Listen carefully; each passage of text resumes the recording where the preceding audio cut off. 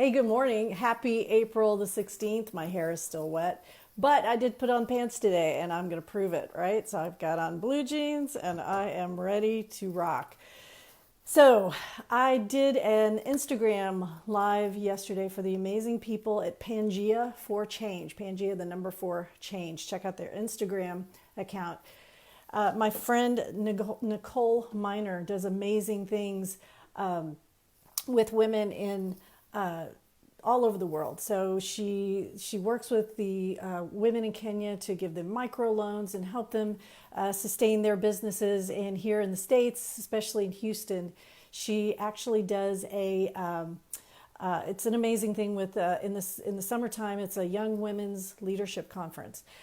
And so, doing that Facebook Live, Instagram Live yesterday, it got me thinking about this idea of COVID and making it seem like it's going to be the dream crusher, and sort of came up with this idea that COVID is the plan killer. For sure, it's the plan killer, but it's not the dream crusher, right? Nothing, no one can take away your dreams. So I'm going to do something. So I just clicked a wave. So does that mean I'm waving? So Dave, can you hear me? Give me a thumbs up or a wave back. Hey, Wayne, thanks for watching. So today is all about your questions about your business. I have folks from all over the country watching this now. It's super cool. I have this weird highlight that I'm going to pull back over this way because that would have bugged me. So what I'm talking about today is this idea that if you don't have your dream intact, right, or defined, then COVID is definitely going to feel like a dream crusher, right? But the fact is, and I'm going to try to convince you of this, hey Ernesto, thanks for watching, is nothing can take away your dream. And I know that sounds like, woohoo, let's get some unicorns and butterflies going here, but that's not what I'm talking about. So we got into this business because we're very good at helping people, right? We felt called to that. People came to us and said, hey, you know what, you're a good listener. And we went to our master's program when we found out oh my gosh, this is our calling. We love this. It's our passion. Then something like COVID hits, a pandemic hits, we're quarantined. Our clients are having a rough transition to becoming our video clients. We're noticing little bumps, little highs and lows in our business, and we think, oh crap, what have I done? Well, here's the thing. Your calling is your calling forever, right? Whether you're counseling or someday you decide to do retreats or someday you decide to become a preacher or someday you decide to go sell cars, nothing can take away what's inside of you and this gift and this talent you have. So there's something universal, and I hope we're all kind of watching this, and I'm going to get a little woo-woo on you. But if you're noticing the planet kind of bouncing back, right, environmentally, we've got so-called dolphins in the Venice canals. I think that was snoped out. I don't think that was true. But the idea is we see the planet bouncing back because the planet has this uncanny ability to adapt to its surroundings. It has this uncanny ability to adapt and change. And if we are just determined that we are going to be counselors and that's all we're going to be, and if this can't work, then we must be a failure, that means we're making the mistake of identifying with our business.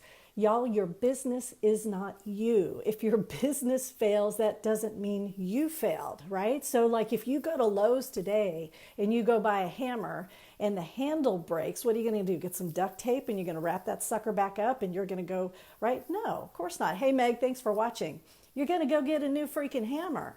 So the hammer is a tool to build your house, right? So your goal is the house, not to make sure that you make this hammer last forever. Hey, Francesca. Hey, Carrie. Thanks for watching.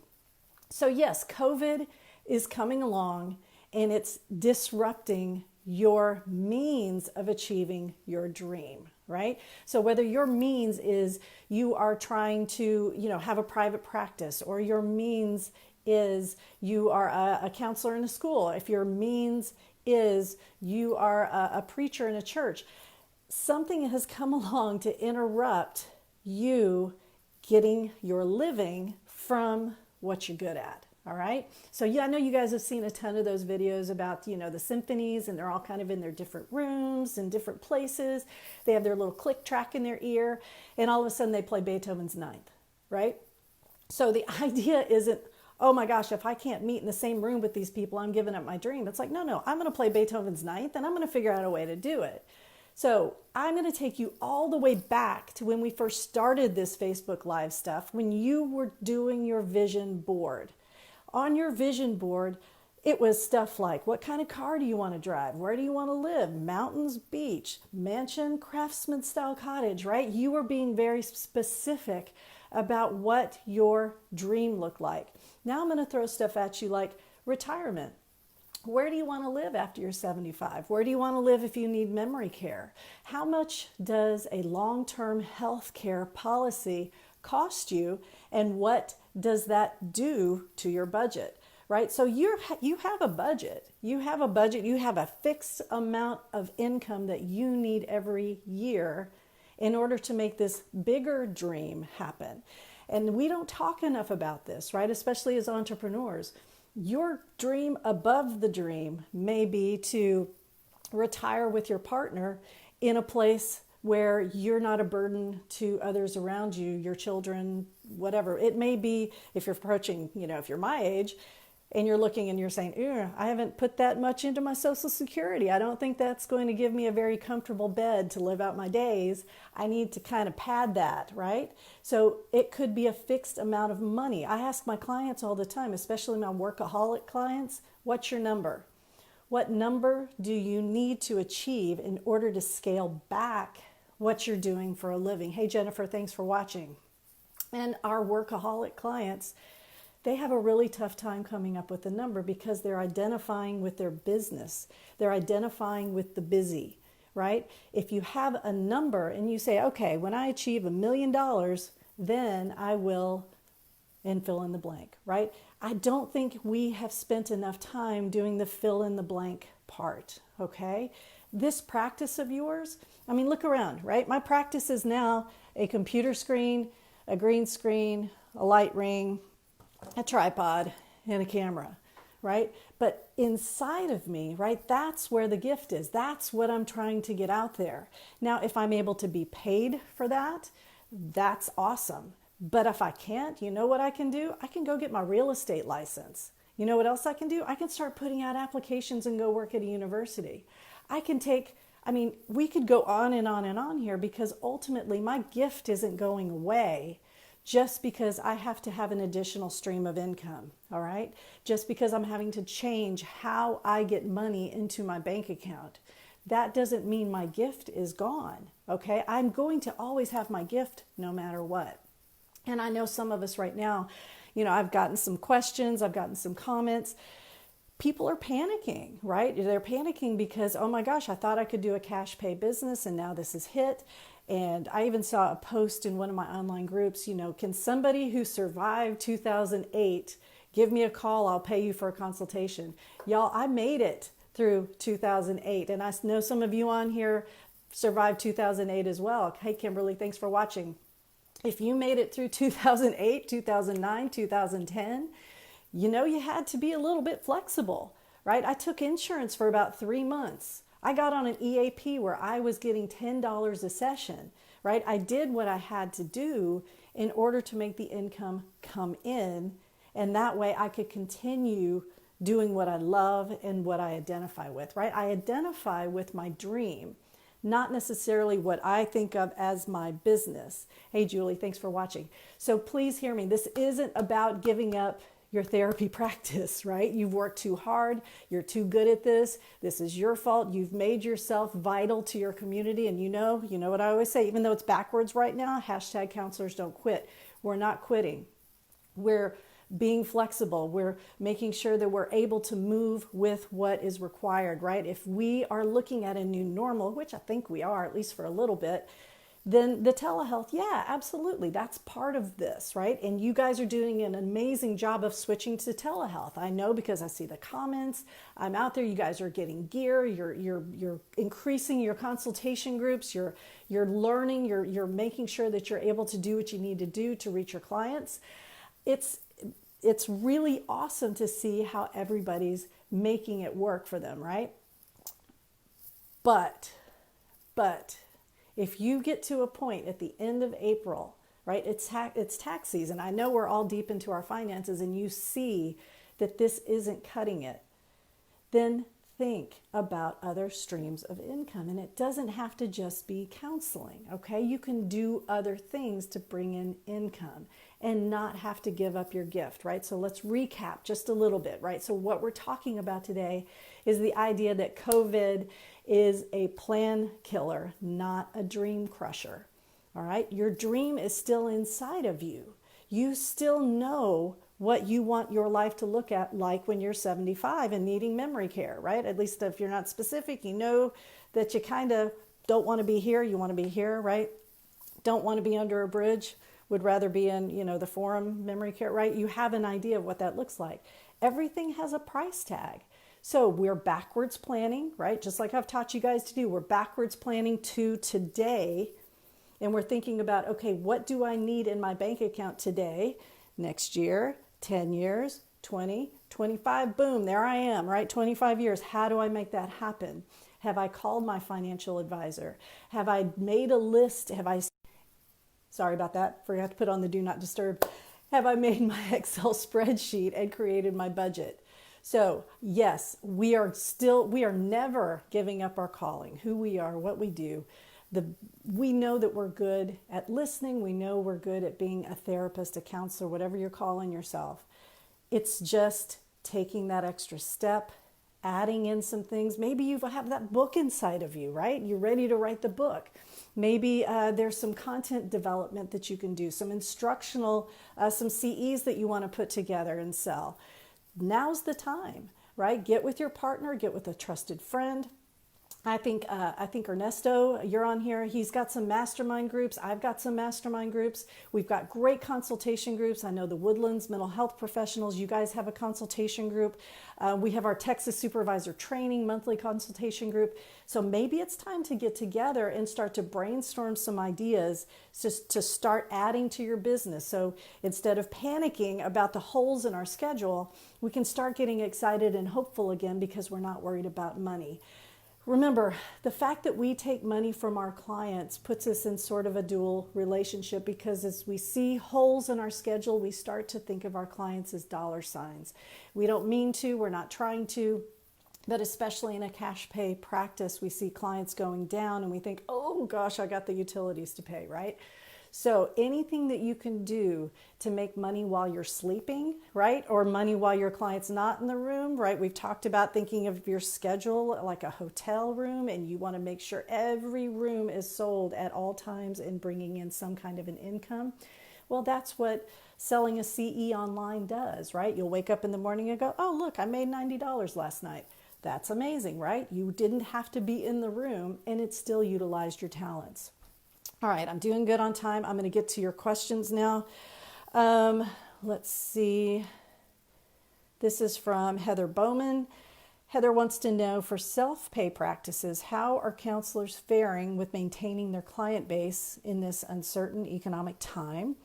What tips do you have for retaining and gaining new clients for counselors who have self-pay practices now and now online?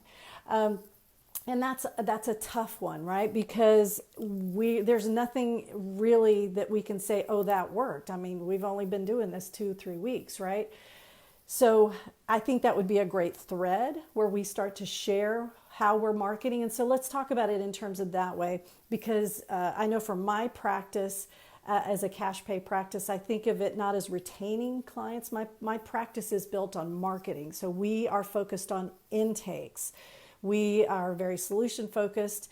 So we focus on the 10-minute consultation. We talk in terms of the intake speech. Remember the 30-second or the 10-minute speech that I taught you guys last week? This idea that we're helping clients understand what to expect from counseling. So our focus in our practice is intakes, right? We don't focus on maintaining a census. If somebody feels better, awesome. Our unwritten motto, I don't think we have it hanging anywhere, but it's we work ourselves out of a job with every client. So our business isn't built on maintaining a census. So that might be something to think about as you're making this shift, right? So adjusting to the age of COVID, focusing on intakes. What does your intake look like? You guys know I've gone and I've looked at your websites and I've tried to make sure, point out, okay, so-and-so has the phone number. So-and-so has a great way, easy way to click and schedule. Those are the types of things that will beef up your intakes. When your intakes are beefed up, and then it's a numbers game. Then we talk about conversion rates. So if I have 100 10-minute consultations and I can convert 30% of those, that's a pretty good month, right? So that might be the shift that will help you. I know that helps a lot of cash pay practices because those tend to be a little more solution focused. I'm not making a blanket statement here, but folks who tend to know that they can only afford this many sessions or they can only see you one time a month, that solution focused strategic theory tends to fit pretty well. And so as a practice owner, that means focusing on intakes, really, focusing on 30 intakes versus keeping 30 people. It tends to work out a little bit better. So I hope that helps, Heather. And if anybody has any other comments, please post it in the thread below. If you have ways that you're working your cash pay practice and your intakes are still doing great, don't forget to do the numbers, y'all. If you don't know the numbers for your practice, you're just making guesses, right? So sit down during this time. I see Jennifer, she posted that they're taking a 2-week break. We just took a 2-week break after Ike, right, and moved offices due to the flooding. Then it was business as usual. So, take a look at what other people are saying in the thread, and that will help you start to figure out what you need to do as far as get your practice, your cash pay practice going. But my opinion, focus on the intakes. I have another question, and this is pretty complicated. It looks like Alita needs information about moving from Georgia, becoming a new mental health provider in Texas. So Alita, what I recommend, I can post this in our thread, and I bet we have tons of people who can answer this for you. These are really, really good questions, knowing what codes to bill under, things like that. So I'm going to, with your permission, I'll respond to your email and get your permission, and I will post it in the thread as well. All right, now let me look at my messages here. Do you think counseling could sustain a telehealth world even after the pandemic? Heck yes, absolutely. And you guys know this because I already put it in my little video this week. I'm thinking about doing this full time.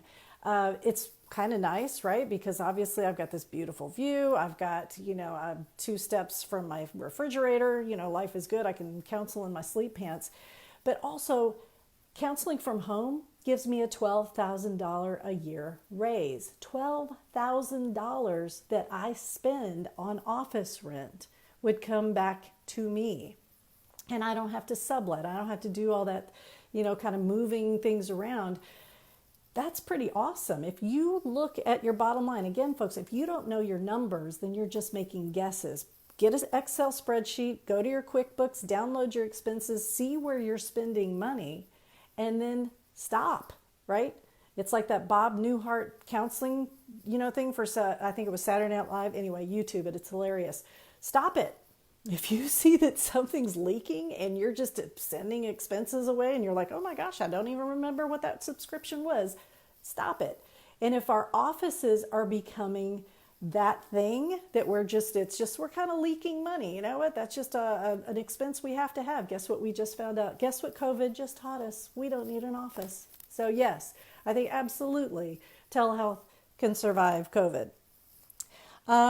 What are your thoughts on teaching at a university and seeing clients at the same time? Oh my gosh, I love it.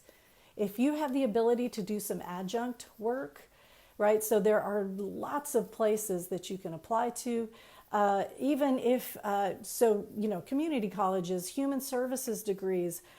If your master's degree was in psychology, look in the psychology department. If your master's degree was in counseling, look in the human services department. Education department.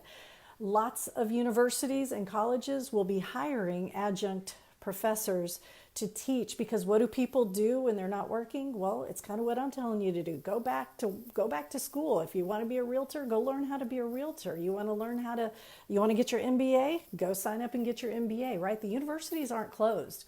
So this is a great time to teach, to add another stream of income to your practice that may have some holes in it right now. Also, you may want to sign up for classes as well. Okay, any other questions? Hold on. I'm seeing some questions about kind of coping and things like that, and I'm going to save that for another day, just because this Facebook Live, I know we're really focusing on business and sustaining our business. So I would like you guys to do me a favor.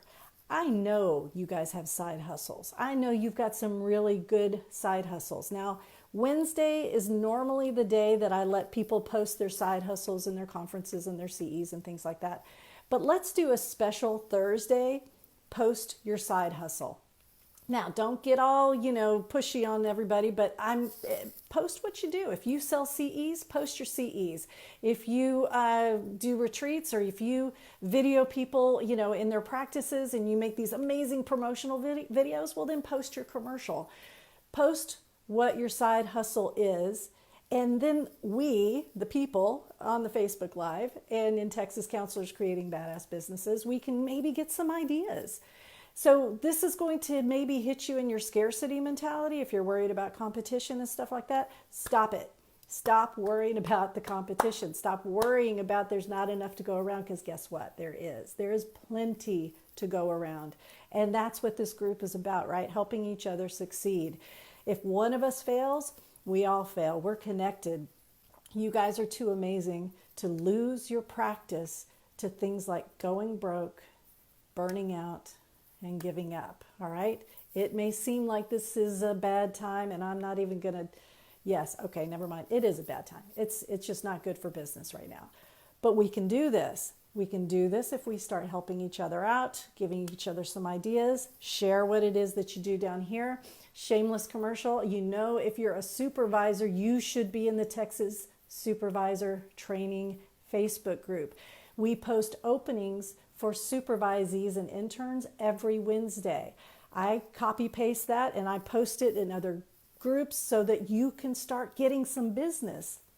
If you're a supervisor, open your practice up for interns. Get in the Texas Supervisor Training group on Wednesday, post your contact information and how many openings you have. I will make sure that I get that out to as many people as I can, so your business, your supervision business, can go up, right?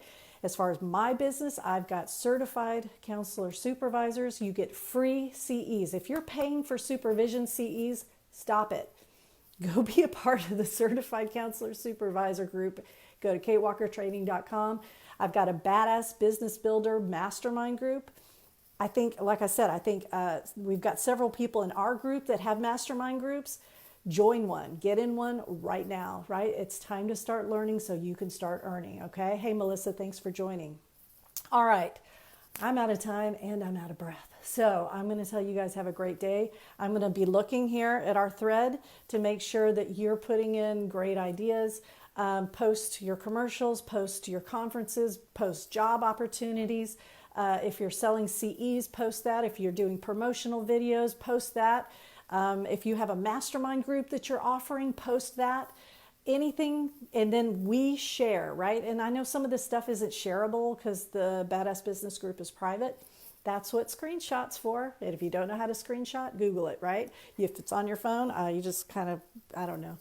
I think once you're over 50, you have to Google everything. So take a look, screenshot, share.